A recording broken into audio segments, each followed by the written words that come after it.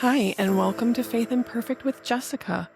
This is a podcast about walking with Jesus through real life, the ups, the downs, the questions, the lessons, and the growth along the way. I don't have it all figured out, but I'm learning to trust God one day at a time. This is a little bonus episode of something I wanted to talk about. It's something that God's teaching me. It's about the whole comparison, the identity purpose thing. So it's something I realized, and it's a little step of growth I wanted to share. Maybe it could inspire, or maybe it could be of value to somebody. When I think of comparison, I think of many things. I compare myself to others a lot with looks, career, skills, qualifications, experience, many other things. And I think we all do it. One of my biggest struggles has been with my children to that of others. So remember how I said that I was still healing from that whole situation with my son, dealing with everything after he got the high-functioning autism diagnosis? It's difficult because I want to say I know his heart, even though I know only God really does, but I know who he is. I know how smart he is. And he's so kind, he's so caring, and he's so smart. However, he lacks motivation, or maybe he just doesn't know how to apply himself because he doesn't realize the importance of it. And so it's a struggle. But I also had expectations. So even from when they were small, from when he was a toddler, he was so smart that I imagined him. I had these visions, of grandeur, no, of him getting straight A's, always being on the honor roll, having many friends, having the ability to be self-reliant, have a community of supporters, and instead, he's kind of like an outcast. He's ignored by peers.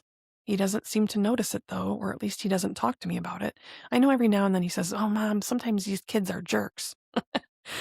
Um, but, he gets anywhere from a range of A's to F's, and a lot of times it's just because he's not turning assignments in. He's not doing the work, and I keep trying to explain that to him, and I can go on a whole tangent on that, and I won't go into that. But the things that really bother me are like, he doesn't have a lot of friends. True friends, as in someone he can confide in. He does have one friend, and I think that that's really all you do need, that he can confide in, and he does. And so I have been trying to make sure that they have time to get together, but that person does not go to school with him.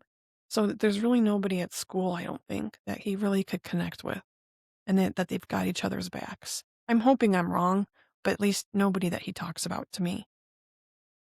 Well, I have this friend, and her son, he has all those things. He has many friends, he has good grades, he has a community of support, he has it all.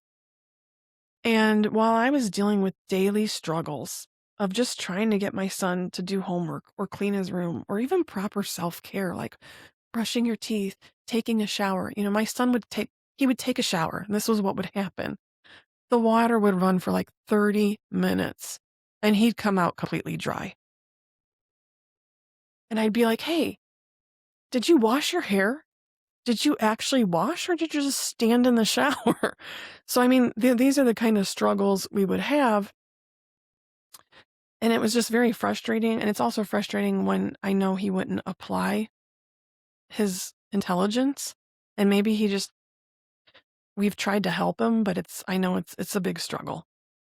Well, while I'm going through all that stuff, her son's getting straight A's, celebrating with large groups of friends, having get-togethers, sleepovers, parties. He's a self-starter, and I think he's pretty self-reliant. I know my son knows how to cook and do laundry and stuff like that, but um, we still have to kind of watch because my son's the kind that he will start a task and he'll go do something like use the restroom, and then he'll forget. Like, he could have the oven going or he could have the stove going, and he'll completely forget what he was doing. And so that stuff, that could be scary too. But anyway, so while I was struggling with that, she was having all these successes with her son, and she would always tell me, which I get, but when she would tell me about stuff, I would start to resent, even and other people too. I would resent everything that was like positive that was happening to all these other people. Every time I would have to hear about all their successes and great things that were happening for them. And on a regular basis, I would have to hear about the successes. And meanwhile, we're here struggling and just trying to get through a day at a time. And so at one point, I was like, I just can't do this. I can't do this anymore. But I didn't want to not be friends because this person's very dear to me. But I just felt like, and I've told the person this, that I felt like it was being rubbed in my face. And I know that wasn't the intent. And she should be able to celebrate her son's successes. But I was really having a hard time with it because I was just really struggling over here. And so eventually I told her, can you just stop telling me about the successes because I'm just not in a good place right now. I'm having difficulty dealing with the situation that I've been handed. And of course, she was disappointed, but she was very respectful about it. I know she wanted to share the successes, but she stopped and she'd only talk about stuff when I would ask her how things were going. And I would go into it knowing if I ask, I would go into it knowing, okay, you're going to hear good things and you're probably going to get upset in your mind that it's not happening for your son, because that's what I would go through almost every single time. So what's interesting about all this is in my searching and praying and discovering of who God says I am, my purpose, and my growing in my faith and God's timing, I realize that it applies to me, not only me, but everyone else, even my son. So even though we struggle, God has a plan for him too. And I knew this, but it really had to sink in, and I'll explain. So even though I might not see it now, but God does have a plan for him. And I know it'll be great. I don't know what it'll be or when it'll happen. It could be drawn out over the course of his life, and maybe it won't even come to full fruition while I'm here on this earth. But it's on God's time. And in one of the podcasts I listened to, it's called Life Happens, Laugh Anyway. They're pretty funny, two friends and a comedian. And they were talking about how in difficult times things work out. And we never know what the outcome's going to be or the reason for that trial. But in the end, it works out. When they looked back, they shared some stories about their children and things and struggles they went through and how now they look back like, oh, we got through it and it worked out. So we just have to trust God's timing. So in reflecting on all the preparation I've been doing for my podcast episodes and everything I've been reading and listening to and all the things I've been trying to do over the course of this last year, I've really starting to learn to let things go, to let God lead, and to stop worrying about the outcome. It's okay if someone else's life and journey looks different than mine or my son's. Yes, my son has difficulties, and it hurts to watch sometimes, but good things will happen for him too, in God's time. What does this mean for me? I had to tell myself, stop. Stop worrying. Stop trying to control the outcome. Stop trying to be perfect. Stop pushing perfectness too on my son. I'll just interject this. I have some notes to keep me on task. So he was diagnosed 10 years ago, and about 5 years into it, I was saying something. I remember standing in the kitchen. I don't remember what I was saying to him, but I always remember this. He looked at me and he says, Mom, I'm not perfect. I'm not gonna be perfect. And it shocked me. It just stopped me in my tracks. I was like, what? I don't expect you to be perfect. Nobody's perfect. But whatever I was saying to him, that's how he was perceiving it. And he felt like, I'm never going to live up to your expectation. I'm never going to be perfect. I wanted to cry. I felt so horrible, like, oh my gosh, I'm so sorry. I'm not trying to make you feel like that, you know?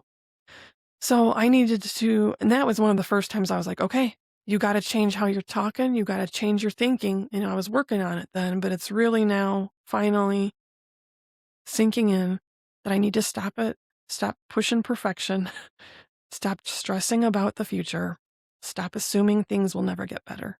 So instead, I need to embrace that we are God's design and God has a plan and He has a plan for my son before he was even formed. So God will see His plan through, and He has great things in store for him, and God loves him too. So I need to celebrate that and be confident that my son will be okay, and God will see it through. He's destined for great things too, whether big or small. So I know that my son has a God-given purpose, and it will come to fruition. God will see to that.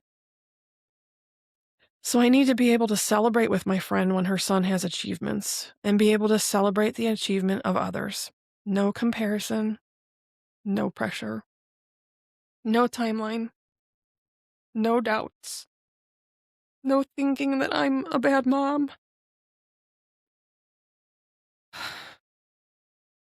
no self-blame when things don't go my way or the way I expect. Just joy knowing that God created every one of us different. We all have differences from our head to our toes. No two people are exactly alike. We all have been designed exactly as God wanted us to be, for our own God-given purpose. So with this, I took a huge big step yesterday. I asked my friend about her son. There was a competition. They were going to be in a musical competition, and he's very good with his instrument, and he competed that day. And she asked me how my day was, and I realized, oh, I never asked her how her day was. So I asked her how her day was, and she said he did fantastic, and I knew he would. He's very good and very passionate about music, and he puts a lot of time and effort into it too. So, they say practice makes perfect, and um, yeah, I think in his situation, it's not like he's just doing this, and it's just coming to him. I mean, it is, but he's working for it too. He's a hard worker. And you know what? It was the first time in a really long time that I can say I was truly happy for him and for her. And I realized that God created him that way. It's beautiful and it should be celebrated. No comparison, no guilt, no shame. Just the joy and confidence that it's all in God's design. So thank you for listening.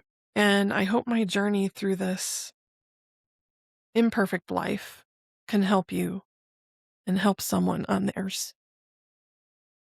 Have a blessed week, and I'll be back on for my next episode. Thank you for listening.